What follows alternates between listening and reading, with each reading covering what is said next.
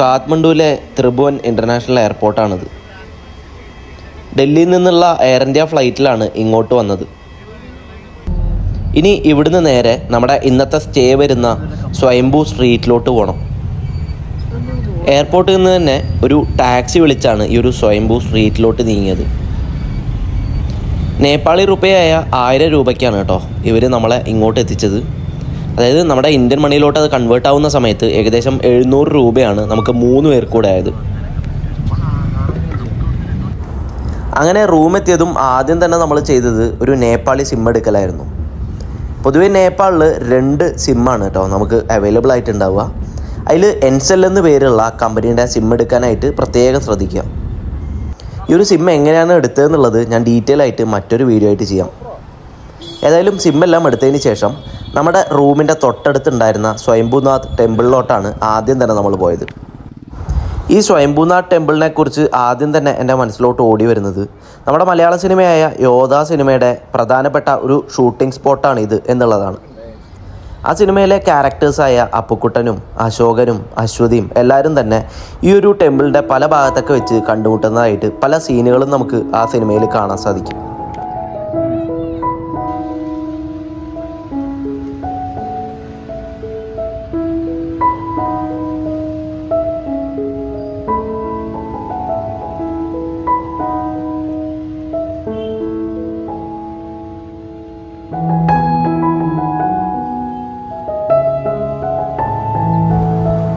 ഈ സ്വയംഭൂനാഥ് ടെമ്പിൾ ഇരിക്കുന്നത് ഒരു വലിയ കുന്നിൻ്റെ മുകളിലായിട്ടാണ്.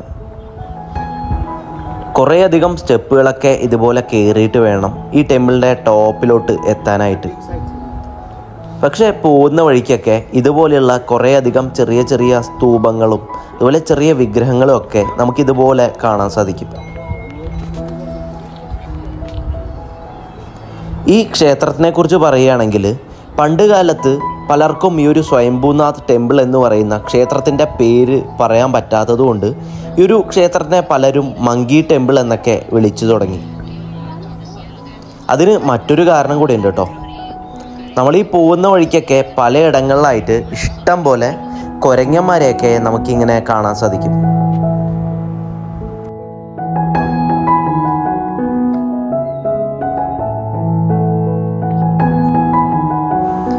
ഇവിടുന്ന് നേരെ മുകളിലോട്ട് കയറി ഏറ്റവും ടോപ്പിലെത്തുന്ന സമയത്ത് നമുക്കൊരു ടിക്കറ്റ് കൗണ്ടർ കാണാൻ സാധിക്കും. ഒരാൾക്ക് 50 രൂപയുടെ നേപ്പാളി റുപ്പേ ടിക്കറ്റാണ് നമ്മൾ എടുക്കേണ്ടത്. അതായത് നമ്മുടെ ഇന്ത്യൻ മണിയിലോട്ട് കൺവേർട്ട് ചെയ്യുന്ന സമയത്ത് ഏകദേശം ഒരാൾക്ക് 30 രൂപയാണ് ടിക്കറ്റ് ചാർജ് വരുന്നത്. ഈ ടിക്കറ്റെല്ലാം എടുത്ത് മുകളിലെ സെക്യൂരിറ്റി ചെക്കെല്ലാം കഴിഞ്ഞ് വേണം നമുക്ക് ഉള്ളിലോട്ട് കയറാൻ. അങ്ങനെ മുകളിലോട്ട് കയറി വരുന്ന സമയത്ത് ഏറ്റവും എടുത്ത് പറയാനുള്ളൊരു കാര്യം എന്ന് പറയുന്നത് ഇവിടുന്ന് കിട്ടുന്ന കാഠ്മണ്ഡു സിറ്റിയുടെ വ്യൂ തന്നെയാണ്.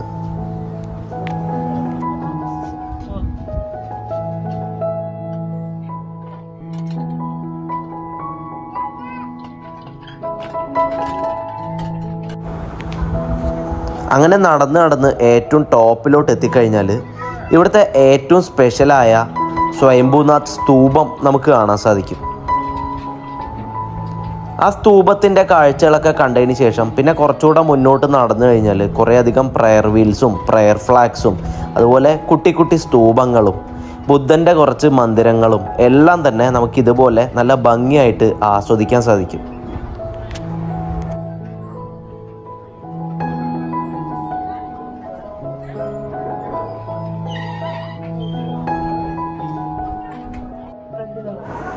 അങ്ങനെ മുകളിലെ കാഴ്ചകളൊക്കെ കണ്ട് മതിയായി കഴിഞ്ഞാൽ എപ്പോൾ വേണമെങ്കിലും നമുക്ക് താഴോട്ട് ഇറങ്ങാവുന്നതാണ്. മുകളിലോട്ട് കയറിയ അത്രയ്ക്കും സ്പീഡിൽ ചിലപ്പോൾ താഴോട്ട് ഇറങ്ങാൻ സാധിച്ചു എന്ന് വരില്ല. കാരണം താഴോട്ട് ഇറങ്ങുന്ന സമയത്ത് കുറച്ച് ശ്രദ്ധിച്ചിട്ടൊക്കെ ഈ സ്റ്റെപ്പിലൂടെ താഴോട്ട് ഇറങ്ങി വരണം.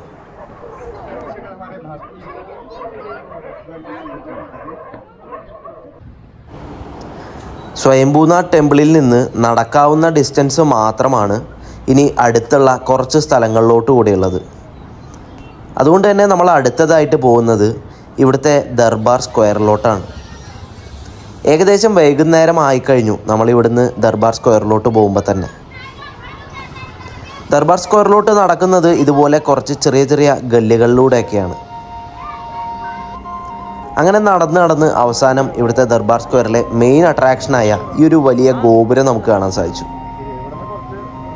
ഇതുപോലത്തെ 3-4 വലിയ കെട്ടിടങ്ങളൊക്കെ നമുക്ക് ഇതുപോലെ കാണാൻ സാധിക്കും.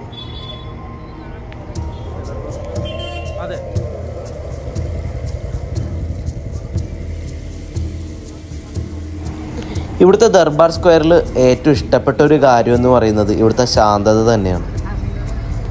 നിങ്ങൾ ഫാമിലി ആയിട്ടോ ഫ്രണ്ട്സോ ആയിട്ടോ ഒക്കെ വരുവാണെങ്കിൽ തീർച്ചയായിട്ടും ഒരു ഈവനിങ് ഒക്കെ സ്പെൻഡ് ചെയ്യാൻ പറ്റിയ ഒരു അടിപൊളി സ്പോട്ടാണ് ഈ ദർബാർ സ്ക്വയർ എന്ന് പറയുന്നത്. ഈ കാഠ്മണ്ഡു വാലിയിലായിട്ട് മൊത്തം 3 ദർബാർ സ്ക്വയറുകൾ നമുക്ക് ഇതുപോലെ കാണാൻ സാധിക്കും. ഒന്ന് നമ്മൾ ഈ കാണുന്ന കാഠ്മണ്ഡു ദർബാർ സ്ക്വയറും, പിന്നൊന്ന് പത്താൻ ദർബാർ സ്ക്വയറും, പിന്നൊന്ന് ഭക്താപൂർ ദർബാർ സ്ക്വയറുമാണ്.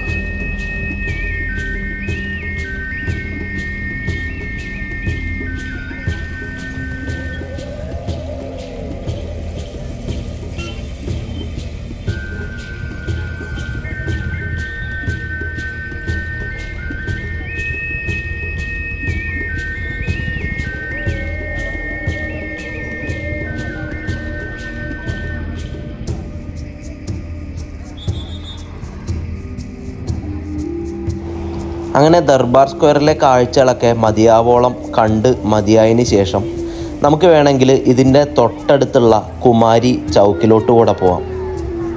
കുമാരി ഗർ എന്നൊക്കെ ഈ ഒരു വലിയ കെട്ടിടത്തെ വിളിക്കാറുണ്ട്. ഈ കുമാരി ഗറിൻ്റെ പ്രത്യേകത എന്താണെന്ന് വെച്ചാൽ ഇതിനുള്ളിലോട്ട് കയറിക്കഴിഞ്ഞാൽ നമുക്കൊരു കുമാരിയെ കാണാൻ സാധിക്കും. ഇവിടെ കുമാരിമാരെന്ന് പറഞ്ഞു കഴിഞ്ഞാൽ പ്രായപൂർത്തിയാകാത്ത ചെറിയ പെൺകുട്ടികളാണ്. പൊതുവേ ഈ കുമാരിമാരെ സെലക്ട് ചെയ്യുന്നത് തന്നെ വളരെ ഡിഫറെൻ്റ് ആയിട്ടുള്ള ഒരു പ്രോസസ്സിലൂടെയാണ്. ഇനി ഈ കുമാരിമാരെ സെലക്ട് ചെയ്തതിന് ശേഷം ഈ കാണുന്ന വലിയ കൊട്ടാരത്തിനുള്ളിലോട്ട് കയറ്റി അവരെ ഇതിനുള്ളിൽ തന്നെയാണ് താമസിപ്പിക്കാറ്. ഇനി നമുക്ക് ഈ കുമാരിമാരെ കാണാനായിട്ട് ഈ കൊട്ടാരത്തിനുള്ളിലോട്ട് പോയി മിനിറ്റുകൾ വെയിറ്റ് ചെയ്തതിന് ശേഷം മാത്രമായിരിക്കും നമുക്ക് ഈ കുമാരിമാരെ കാണാൻ സാധിക്കുക. അവർ പൊതുവേ ആരെയും നോക്കി ചിരിക്കാറില്ല. ഇനി ആരെങ്കിലും നോക്കി ചിരിച്ചാൽ തന്നെ അവരുടെ മരണം ഉറപ്പാണെന്നാണ് ഇവിടുത്തെ വിശ്വാസം പറയുന്നത്. അടുത്ത ദിവസം ആദ്യം തന്നെ വന്നത് ബൗദ്ധ്നാഥിലുള്ള ബുദ്ധസ്തൂപം കാണാനായിട്ടാണ്. നമ്മളിരുന്ന സ്ട്രീറ്റിൽ നിന്ന് ഏകദേശം 11 കിലോമീറ്ററാണ് ഇങ്ങോട്ടുണ്ടായിരുന്നത്. അതിനായിട്ട് നമ്മൾ ഇൻഡ്രൈവ് എന്ന് പേരുള്ള ഒരു ആപ്പ് യൂസ് ചെയ്താണ് ടാക്സി ഇങ്ങോട്ട് ബുക്ക് ചെയ്തത്. ഇവിടെ വന്നതിന് ശേഷം നേരെ ചെയ്തത് മണി എക്സ്ചേഞ്ചിങ് ആണ് കേട്ടോ. അതായത് നമ്മുടെ ഇന്ത്യൻ കറൻസി മാറ്റി നേപ്പാളി റുപ്പയാക്കി. നമ്മുടെ ഒരു ഇന്ത്യൻ റുപ്പി എന്ന് പറയുന്നത് നേപ്പാളിൽ ഏകദേശം 1.6 റുപ്പയാണ്. അത് മാറ്റിയതിന് ശേഷമാണ് പിന്നെ നമ്മൾ ഇവിടുത്തെ ടിക്കറ്റ് എടുത്ത് അകത്തോട്ട് കയറിയത്. ഇവിടെ സാർക്ക് കൺട്രീസിലുള്ളവർക്ക് 100 രൂപയാണ് ടിക്കറ്റ് റേറ്റ് ആവുന്നത്. അതായത് നമ്മുടെ ഇന്ത്യൻ റുപ്പിയിൽ വരുമ്പോൾ ഏകദേശം 70 രൂപയാവും. അത് എടുത്തതിന് ശേഷം മാത്രമാണ് നമുക്ക് ഉള്ളിലോട്ട് കയറാൻ സാധിക്കുക. ഇതിനകത്തോട്ട് കയറി ഇതിനുള്ളിലൂടെ നടക്കാൻ തന്നെ ഒരു പ്രത്യേക രസമാണ്. കാരണം ഇതിനുള്ളിലായിട്ട് മൊത്തമായിട്ടും കുറേയധികം ആർട്ട് മ്യൂസിയംസും സോവനീർസൊക്കെ വിൽക്കുന്ന ഷോപ്പുകളും റെസ്റ്റോറൻറ്റ്സും എല്ലാം തന്നെ നമുക്ക് നടന്ന് ആസ്വദിക്കാൻ സാധിക്കും.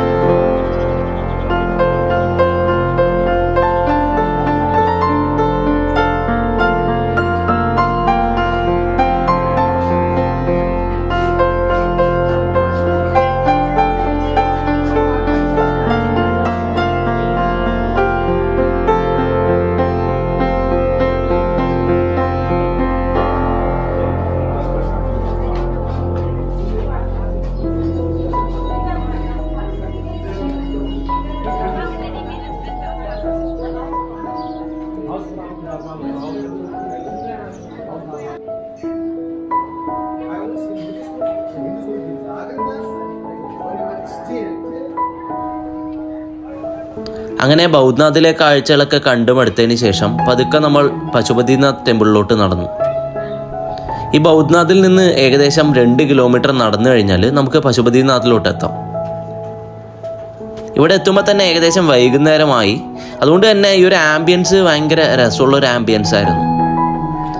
ഈ കാണുന്ന പശുപതിനാഥ് ടെമ്പിളിൻ്റെ എൻട്രൻസിലോട്ട് കടന്നു കഴിഞ്ഞാൽ കുറച്ചുകൂടെ ഉള്ളിലോട്ട് നടന്ന് കയറാനായിട്ടുണ്ട്. നമ്മുടെ ഇന്ത്യയിലെ ഒരു നോർത്ത് ഇന്ത്യൻ ക്ഷേത്രത്തിലോട്ടൊക്കെ പോയ ഒരു ഫീലാണ് ഈ ഒരു പശുപതിനാഥ് ടെമ്പിളിലോട്ട് പോകുമ്പോഴും നമുക്ക് കിട്ടുന്നത്. നേപ്പാളിൻ്റെ തലസ്ഥാനമായ കാഠ്മണ്ഡുവിൽ വിശ്വപ്രസിദ്ധമായ ഈ ഒരു ക്ഷേത്രം ബാഗ്മതി നദിയുടെ തീരത്തായിട്ടാണ് സ്ഥിതി ചെയ്യുന്നത്. ശിവനാണ് ഇവിടുത്തെ പ്രധാന പ്രതിഷ്ഠ. ഈ ഒരു പ്രസിദ്ധമായ ശിവക്ഷേത്രം കാണാനായിട്ടും പ്രാർത്ഥിക്കാനായിട്ടും ലോകത്തിൻ്റെ പല ഭാഗങ്ങളിൽ നിന്നുള്ള ഭക്തരും അതുപോലെ സഞ്ചാരികളും എല്ലാം തന്നെ ഈ ഒരു ക്ഷേത്രത്തിലോട്ട് എത്താറുണ്ട്. ഇവിടുത്തെ പൂജാകർമ്മങ്ങൾ എല്ലാം തന്നെ നടത്തി വരുന്നത് ദക്ഷിണേന്ത്യയിലെ ബ്രാഹ്മണന്മാരാണ്. നമ്മുടെ ഉത്തരേന്ത്യയിലെ പല ക്ഷേത്രങ്ങളെയും പോലെ തന്നെ ദക്ഷിണ ഭാരതത്തിൽ നിന്നുള്ള ബ്രാഹ്മണന്മാരാണ് ഈ ക്ഷേത്രത്തിലെ പൂജാകർമ്മങ്ങളെല്ലാം തന്നെ നിർവഹിക്കുന്നത്. കർണാടകയിൽ നിന്നുള്ള ഉന്നത വിദ്യാഭ്യാസം നേടിയ വേദ ദ്രാവിഡ ബ്രാഹ്മണ പണ്ഡിതരായ 4 ഭട്ടബ്രാഹ്മണന്മാരാണ് ഇവിടുത്തെ എല്ലാ പൂജകളും നടത്തുന്നത്.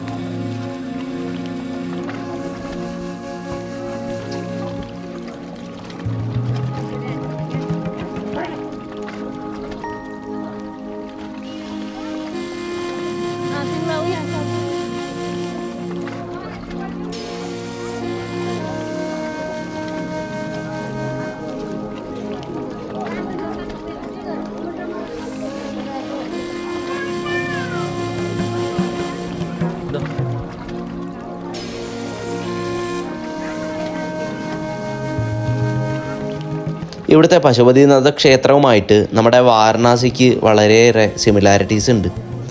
അതിലെ ഒരു പ്രധാന സിമിലാരിറ്റി എന്ന് പറയുന്നത് ഇവിടെ കാണാൻ സാധിക്കുന്ന ശവങ്ങൾ ദഹിപ്പിക്കുന്ന കാഴ്ചയാണ്. നമ്മുടെ ഗംഗാതീരത്തായിട്ട് ശവങ്ങൾ ദഹിപ്പിക്കുന്ന പോലെ ഇവിടുത്തെ ബാഗ്മതി റിവറിൻ്റെ തീരത്തും ശവങ്ങൾ ഇതുപോലെ ദഹിപ്പിക്കുന്ന ക്രിയകളൊക്കെ നമുക്ക് കാണാൻ സാധിക്കും. പിന്നെ മറ്റൊരു സിമിലർ കാഴ്ച എന്ന് പറയുന്നത് ഇവിടുത്തെ ആരതി തന്നെയാണ്. വാരണാസിയിലായിട്ട് ഗംഗാതീരത്തുള്ള ഗംഗാ ആരതി പോലെ ഇവിടുത്തെ ബാഗ്മതിയുടെ തീരത്ത് ബാഗ്മതി ആരതി ഇവിടെ വന്നു കഴിഞ്ഞാൽ നമുക്ക് കാണാൻ സാധിക്കും. ഇവിടെ ഇത് നടക്കുന്ന പ്രധാന സമയമെന്ന് പറയുന്നത് എല്ലാ ദിവസവും വൈകിട്ട് 6 മണിക്കായിട്ടാണ് ഈ ഒരു ആരതി നമുക്ക് കാണാൻ സാധിക്കുക.